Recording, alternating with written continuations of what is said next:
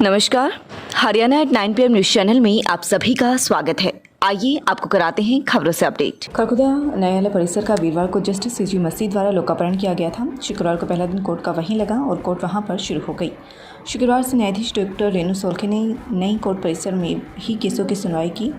पूरी तरह से कोर्ट वहां पर शिफ्ट हो गया। भविष्य में इस तरह न्यायालय में चार्जरों की कोर्ट चल सकती है, ऐसा प्रावधान किया गया है, लेकिन फिलहाल एक ही कोर्ट यहाँ चल रही है। जल्दी अन्य कोर्ट भी यहाँ पर लग सकती हैं, ऐसा जस्टिस आश्वासन देकर गए। खरखुदा सिसाना से होकर गुजरने वाले 8 नंबर ट्रेन में एक व्यक्ति संदिग्ध हालत में डूब गया, जिसकी तलाश की जा रही है। पुलिस की तरफ से ट्रेन से व्यक्ति को तलाश करने की कार्यवाही जारी है।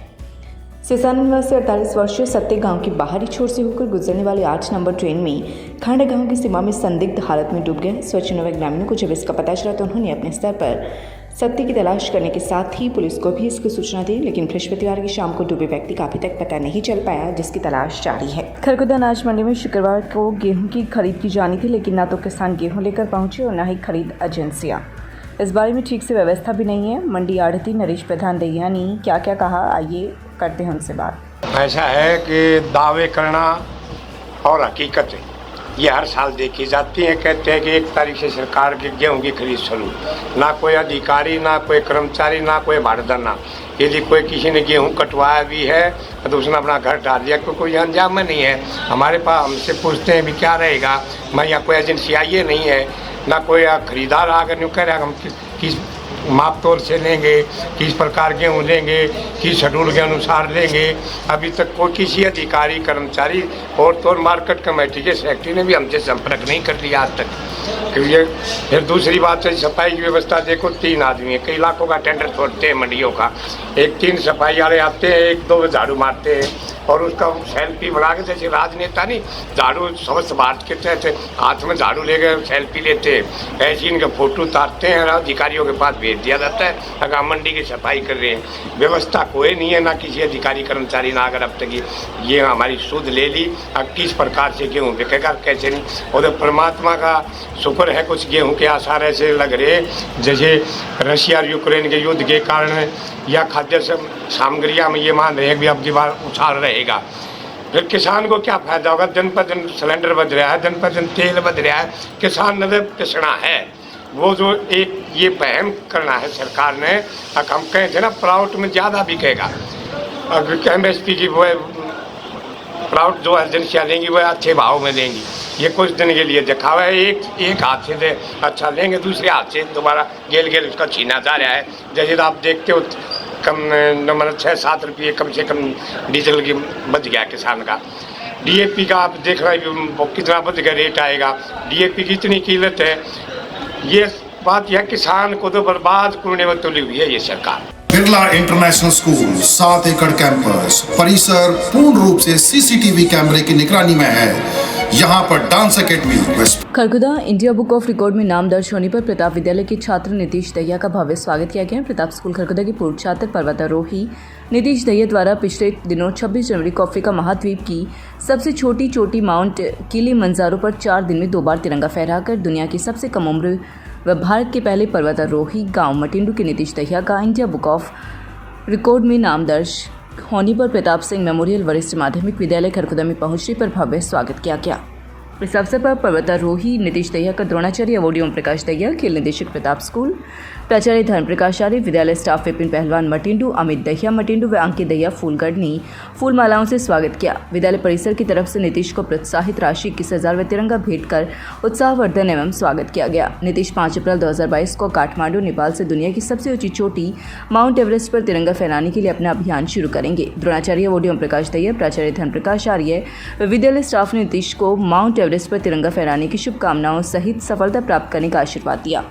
इस अवसर पर नीतीश दहिया ने द्रोणाचार्य ओम प्रकाश दहिया, प्राचार्य धर्म प्रकाश आर्य व स्टाफ सदस्य का एवं विद्यालय स्टाफ का उत्साहवर्धन एवं आर्थिक सहयोग करने पर धन्यवाद किया। नई शिक्षा नीति के तहत बच्चों को पढ़ाने के लिए दी टीचरों को ट्रेनिंग, ताकि बच्चों की शिक्षा प्रशिक्षण में बढ़े रुचि। खरखुदा खंड शिक्षा अधिकारी कार्यालय खरखुदा में निपुण हरियाणा मिशन के अंतर्गत प्राथमिक अध्यापकों के 3 दिवसीय प्रशिक्षण कार्यक्रम की शुरुआत हुई।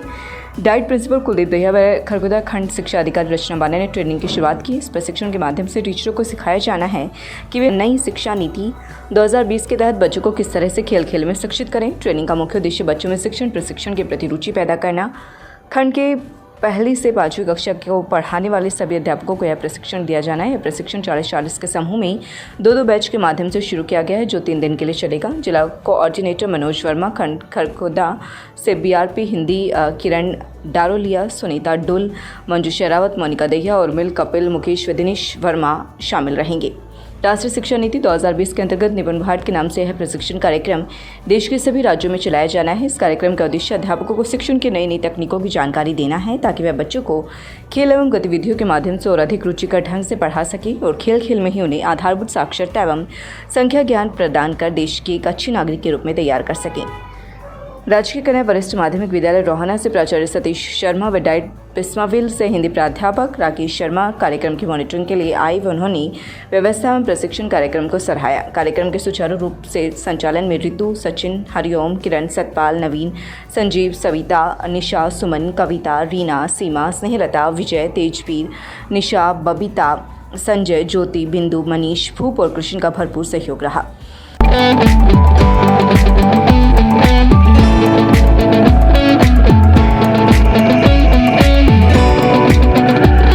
आनंदपुर व झरोट में खराब हुई गेहूं की 100 से ज़्यादा एकड़ फसल, ज्ञापन सौंप की स्पेशल गिरदावरी की मांग। शुक्रवार को आनंदपुर व झरोट गांव के ग्रामीणों ने खरखुदा एसडीएम के नाम एक ज्ञापन लिखकर गांव में मांग की है कि उनके गांव की 100 से अधिक एकड़ गेहूं की फसल खराब हो चुकी है। गेहूं की जो बाली आई हुई है उसमें दाना नहीं है। कुछ गेहूं की फसल पूरी तरह से काली पड़ गई, जबकि कुछ फसल पूरी तरह से धूल में भरी है, लेकिन दाना किसी भी गेहूं की बाली में ठीक नहीं है, जिससे किसानों को भारी नुकसान हुआ है। एसडीएम ने किसानों से कहा कि उनकी फसलों का मुआयना कराया जाए, जो उचित कार्रवाई होगी वो की जाए और सरकार को भी इसके बारे में सूचना भेजी जाए। इसके बाद ग्रामीण खरगोदा हल्का विधायक जयवीर सिंह से मिले। ग्रामीणों ने मांग की कि गांव की फसलों की स्पेशल गिरदावरी कराई जाए। किसानों ने कहा कि पहले उनकी धान की फसल अधिक बारिश व ओलावृष्टि से प्रभावित हुई थी, इसके बाद अब गेहूं की फसल बर्बाद हो गई। विधायक जयवीर ने एसडीएम को फोन कर किसानों की समस्या का समाधान करने के लिए कहा है। इस मौके पर बालकृष्ण, सोमवीर, राम सिंह, प्रवीण, विजेंद्र, विक्रम, अरुण, कृष्ण, रविंद्र व सुरेंद्र सहित विभिन्न ग्रामीण एसडीएम व विधायक जयवीर से मिले। वो बिना होया कोई मतलब 50-60 किले इस पोजीशन के 50-60 के इनके मारे हैं, घर के मारे और फालतू तब सही से 10-12 किसान हैं जो इनकी पति खत्म हो गई। राम सिंह बात कर रहा था, विधायक जी बात करेंगे जी। हेलो हेलो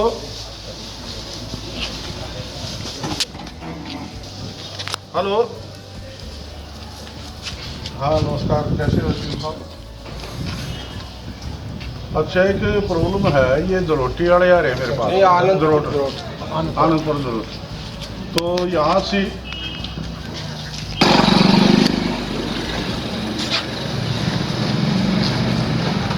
तो एक बार ये मिलेंगे आपसे, कब ही मिले फिर?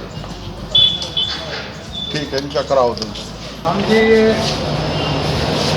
भारी बारिश के कारण जनवरी और फरवरी में, पहले तो दिसंबर में हुई, उसके बाद बुआई लेट हुई, उसके बाद फिर जनवरी फरवरी में फिर बारिश होगी, ओलावृष्टि साथ में होगी, और जैसे तैसे करके इस गेहूँ की फसल को हमने खाद पानी लगाया, बड़े ही बालियाँ आई, लेकिन जब जो अभी समय पकड़ने का आ गया तो इसमें बिल्कुल नष्ट होती चली गई, और कोई भी बाल ऐसी नहीं है जिसमें कोई भी दाना हो। और इस प्रकार के कम से कम 50 एकड़ ज़मीन तो है अपने आनंदपुर गांव की, और 50 एकड़ ज़मीन झरोट गांव की, इसमें कोई भी इसमें हमारी मेहनत मजदूरी भी नहीं मिल पा रही। आपने क्या शिकायत की है? हमने शिकायत ये की थी, इसके लिए स्पेशल गिरदावरी कराया जाए सरकार द्वारा, और हमारे को उचित मुआवजा मिले। ये बात सही है, पहले तो धान की फसल खराब हुई, उसका कोई वो नहीं, और अभी उसी की वजह से क्यों पानी की निकासी नहीं हो पाई थी, और दूसरी बरसात आ गई थी ये बीच में, तो गेहूं की फसल भी बर्बाद हुई है। इसमें सैकड़ों एकड़ भूमि है, ये आनंदपुर जरोट की। वैसे ये 10-12 गांव प्रभावित थे, लेकिन सरकार की तरफ से इनका मानना है अभी तक गिरदावरी नहीं हुई है। तो एसडीएम से मेरी बात हुई है, तो एसडीएम ने कहा मेरे से मिलेंगे, और मैं इनकी जो भी समस्या होगी उसका समाधान करूँगा।